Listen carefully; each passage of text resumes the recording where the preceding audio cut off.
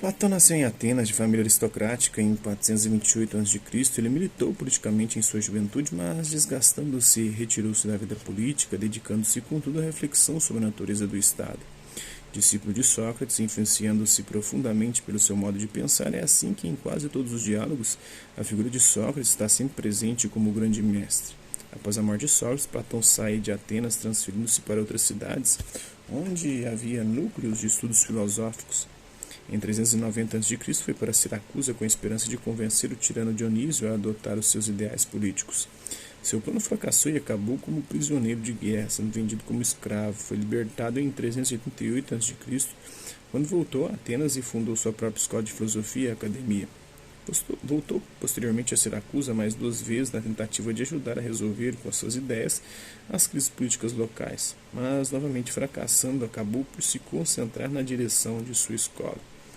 Platão nos legou 36 diálogos, a forma literária que escolheu para expor suas ideias, apoiando-se em Sócrates, contrapondo-se aos sofistas e fundamentando suas posições pessoais. Seu pensamento cobre toda a sistemática da filosofia, discutindo problemas do conhecimento, da existência individual, da ação moral, da educação e da organização política da sociedade.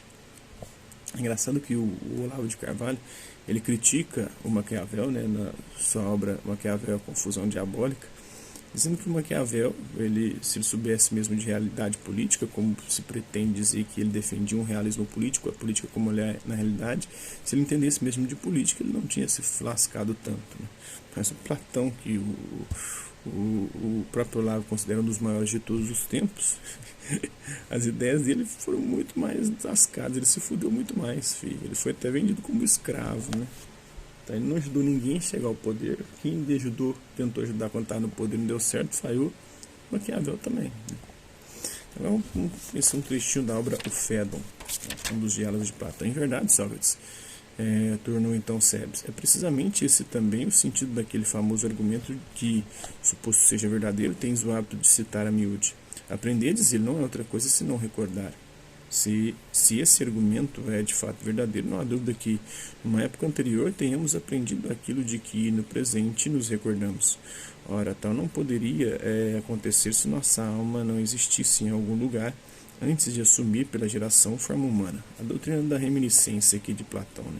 Por conseguinte, ainda por esta razão, é verossímil que a alma seja imortal. Mas Sebes, atalhou por sua vez Símias, de que modo se poderá provar isso? Faze com que me lembre, pois de momento não consigo recordar-me muito bem desse argumento. Temos isso, volveu Sebes, uma prova magnífica, interroga-se um homem.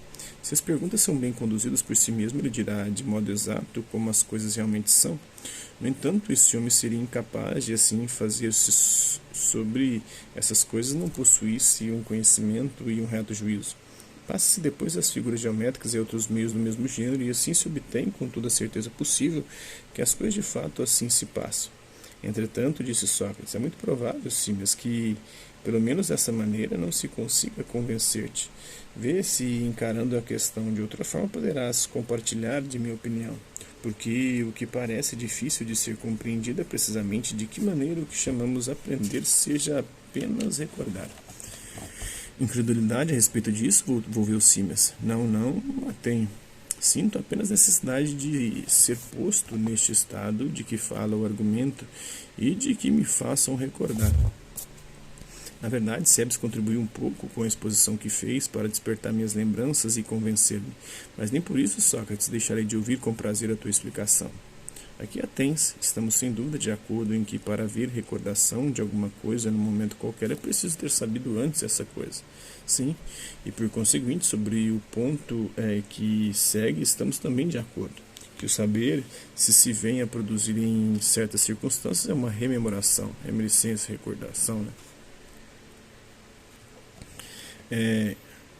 É uma rememoração? Que circunstâncias sejam essas, vou dizer-te. Se vemos ou ouvimos alguma coisa, se experimentamos, não importa que outra espécie de sensação, não é somente a coisa em questão que conhecemos, mas temos também a imagem de uma outra coisa que não é objeto do mesmo saber, mas de um outro. Então diz-me, não teremos razão em pretender que aí houve uma recordação, e uma recordação daquilo do que tivemos a imagem? Como assim? Tomemos alguns exemplos, são coisas muito diferentes. Penso conhecer um homem e conhecer uma lira? efetivamente. Ignoras tu que os amantes, à vista de uma lira, de uma vestimenta ou de qualquer outro objeto de que seus amados habitantes se servem, rememoram a própria imagem do amado a quem esse objeto pertenceu? Ora, aqui temos o que vem a ser uma recordação.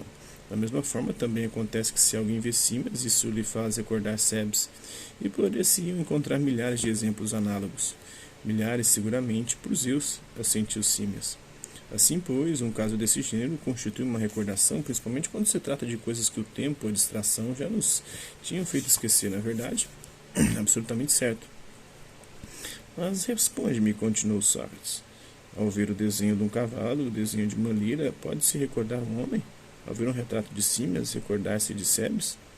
Certo que pode. Ao ver um retrato de Símias, não é fácil recordar-se do próprio Símias? Seguramente que sim.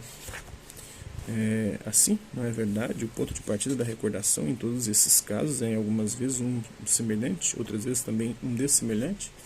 É verdade. Esse é um trecho aí. Espero que vocês tenham gostado do vídeo. Quem continua o like e não continua o dislike.